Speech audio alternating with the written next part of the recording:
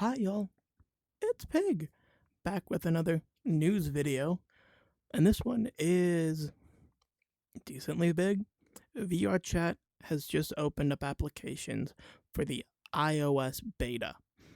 Now, personally, I feel this is a good and mostly a negative thing um, due to Apple.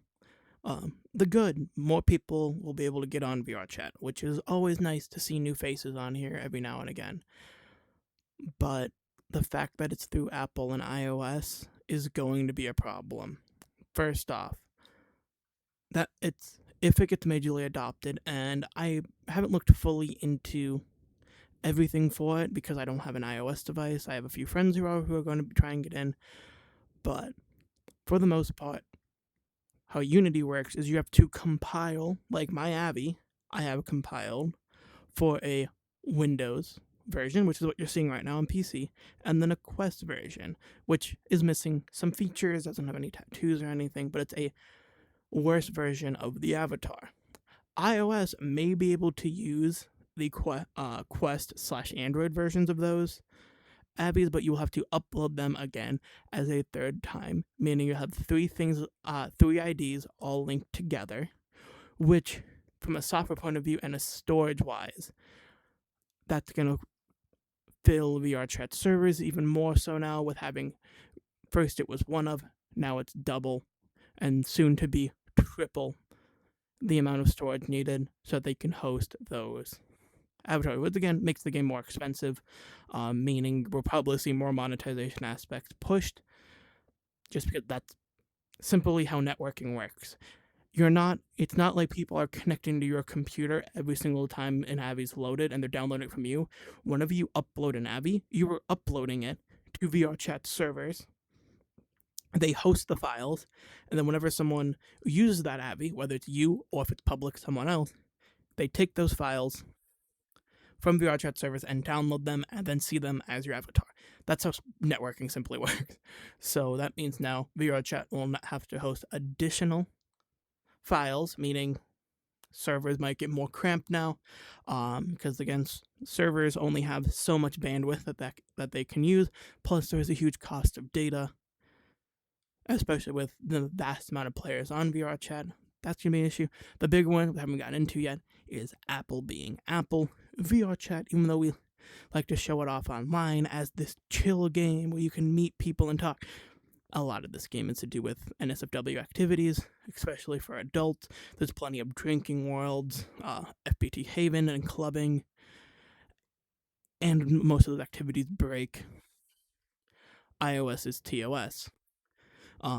Big example of this was back when Fortnite got removed from the App Store in the court of law and everything that's going through as to why Apple didn't want Epic Games on their services or to host their own app store on Apple devices was specifically named of itch.io, which, if you're like me, use itch.io quite a bit because it allows indie developers to more easily share games similar to GameJolt, but even more niche softwares, and also allows them to host it HTML games just on the website, which is very nice, but it also is home to a plethora of 18 plus games. I'm not going to say the word because YouTube doesn't like it, but you can see what I mean. And that was used by Apple, so they ended up winning that case. And it's not until now that the EU, for different reasons, is allowing third-party app stores, but that is only for EU individuals.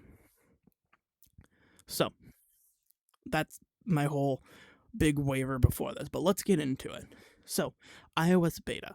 You will have to apply to it. Not only apply, only iPhone 12 Pros and forward can do it. As they said, they only want 16 gigabyte RAM iPhones. So even though it states the iPhone 12 in their tweet, it specifically likes iPhone 12 Pro in their devices. So if you're running on an iPhone 12 or before, you can't participate in this. You're too broke for them, I guess. I don't know. So I will not be participating because I have been on Team Android for life, Samsung over here.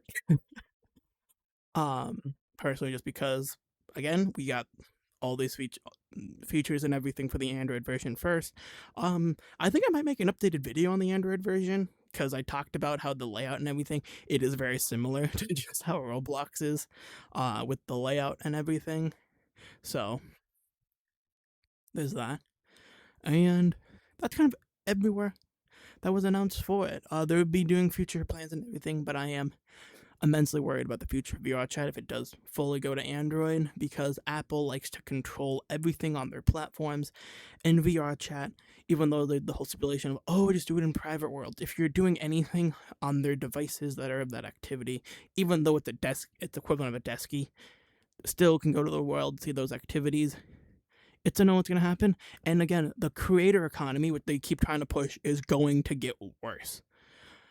Well, or I guess the same. So it's going to be just as bad. But that's for the next video to talk about.